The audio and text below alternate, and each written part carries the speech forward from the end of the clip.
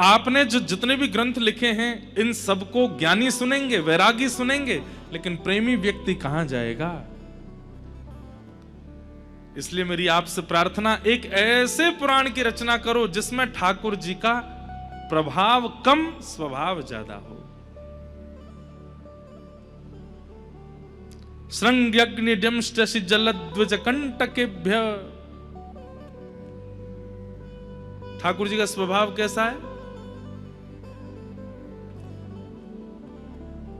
कैसा स्वभाव है ठाकुर जी का?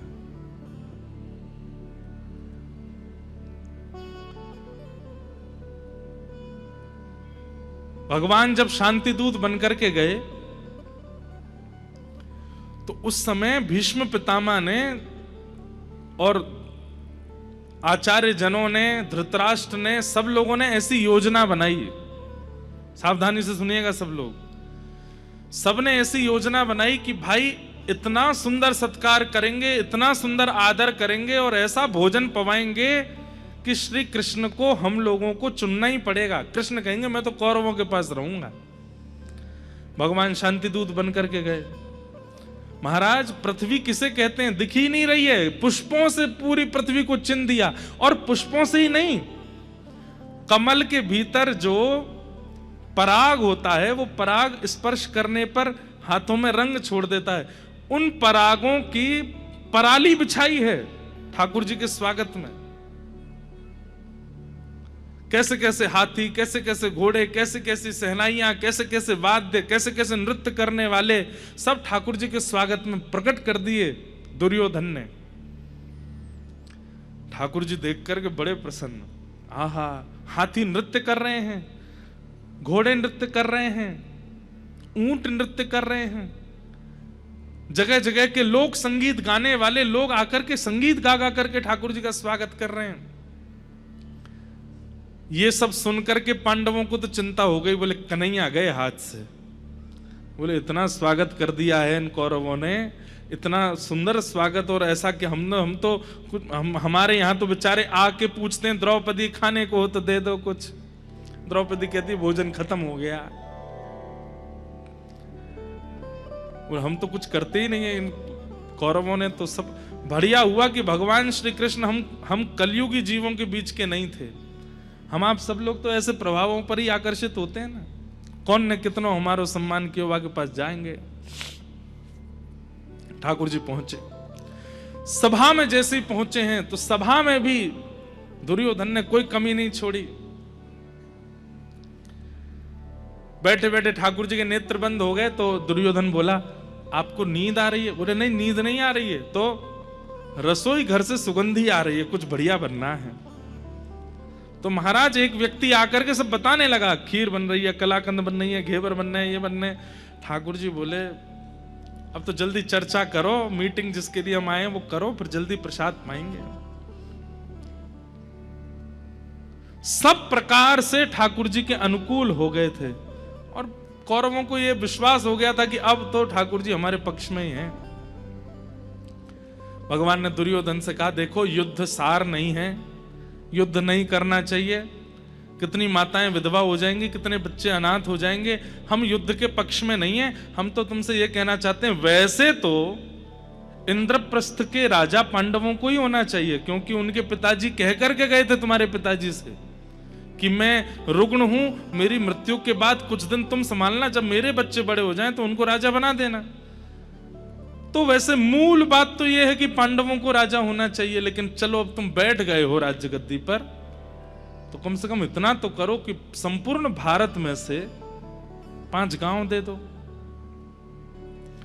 5 गांव अलग अलग 5 पांडव बांट लेंगे, उसमें रह लेंगे।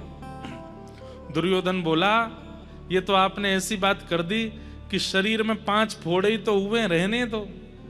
हाथ तो जीवित है, पैर तो स्वस्थ हैं, आंखें तो स्वस्थ हैं, कान तो स्वस्थ हैं, लेकिन 5 फोड़े अगर मैं रहने दूंगा तो एक दिन वो फोड़े इतने विशाल हो जाएंगे कि मेरे पूरे शरीर को ले जाएंगे। 5 गांव नहीं दूंगा। सुच्चग्रैव न दास्यामि बिना युद्धेन केशव।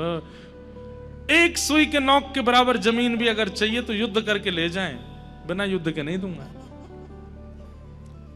जब भगवान के भाव को अस्वीकार किया दुर्योधन उठ गया, सभा वहीं विराम हो गई। चलिए, प्रसाद प्रतीक्षा कर रहा है।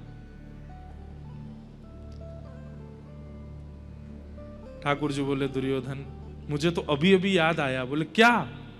मैं पहले ही किसी को आश्वासन दे चुका हूं कि मैं उसके घर पे पाऊंगा। किसके घर पे? अरे तुम्हारे विदुर जी के घर पे। ये विदुर जी मुझको बहुत समय से कहते आ रहे हैं कि मेरे यहाँ आइए, मेरे यहाँ आइए। मैं इनको पिछली बार बोल के गया था कि तुम्हारे यहाँ ही इस बार पाऊंगा। मुझे अभी अभी याद आया कि मेरा भोजन तो विदुर जी के, विदुर जी वहीं बैठे थे। विदुर जी बोले, मैंने तो एक बार भी नहीं बोला इनसे। लेकिन सबके सामने कैसे बोले? विदुर जी के तो हाथ पांव कांपने लगे।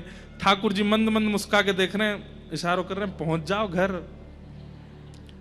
भाई, ठाकुर जी किसी को स्वयं कह रहे हैं कि मैं तेरे घर आऊंगा, और सभा में उनका मान बढ़ा रहे हैं कि विदुर ने मुझको निमंत्रित किया।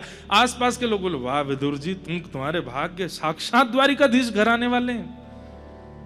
बोले, भैया बस अब तो कैसे संभालूं, मैं तो दौड़ूं। अभी तुरंत दौड़े, विदुरानी से बोले, अरे विदुरानी मेरी बात सुन। विदुरानी बोले, क्या हुआ? जल्दी स्नान कर ले, घर में चौका लगा। बोले, कौन आ रहा है? कहते कहते रो गए, द्वारिकाधीश आ रहे हैं। विदुरानी बोली, सुनने में गलती हुई होगी, हमारे घर क्यों आएंगे? इतने बड़े इंद्रप्रस्थ में, इतने बड़े हस्तिनापुर में कौरवों के यहां जाने वाले वो हमारे छोटी से घर में कैसे आएंगे? बोले, आज सभा में बोले, मुझे इशारा किया 3 बार कि तू जल्दी जा, मैं आ रहा हूं। विदुरानी बोली, घर में तो कुछ है ही नहीं खाने को, व्यवस्था तो करो। दौड़ करके गए हैं बाजार से कुछ लाने के लिए, यहां विदुरानी गई है स्नान करने के लिए। इतने तो पहुंच गए घर पे, बाहर द्वार पर टेक लगा करके खड़े हैं, खटखटा रहे हैं, जल्दी खोलो। विदुरानी ने जब खोलो शब्द सुना, वही कौन है बाहर? हम तो नंद जी के लाला हैं, अपनी विदुरानी काकी के हाथ की रबड़ी खाने आए हैं, जल्दी द्वार खोलो। इतना प्रेम प्रकट कर रहे हैं, किसी को विश्वास ही नहीं हो रहा है। विदुरानी की हालत तो सबको पता ही है कि कहीं का कहीं वस्त्र पहन लिया, कोई बात समझ में नहीं आ रही। द्वार खोल करके देखा, शंख चक्र गदा पद्मधारी द्वारिकाधीश मंद मंद मुस्कुरा रहे हैं, और अपने पेट पे हाथ धर के कह रहे हैं, काकी जी बहुत जोर की भूख लगी है, जल्दी पवाओ। आइए ना श्याम सुंदर। भीतर गए, उल्टे पाटे पर बैठ गए। बहुत ज्यादा उत्सुकता के कारण छिलके खिलाने लगी ठाकुर जी को, फल दूर फेंकने लगी, छिलका खा रहे हैं प्रेम से ठाकुर जी। ये ठाकुर जी का स्वभाव है, ये प्रभाव नहीं। आपने इसका वर्णन नहीं किया है, इसलिए आपका चित्त शांत है। कहां तक बताएं? ऐसे ऐसे स्वभाव हैं ठाकुर जी के कि उन सब स्वभावों का वर्णन किया जाए तो एक एक स्वच्छंद ग्रंथ ठाकुर जी के स्वभाव पर लिखा जा सकता है।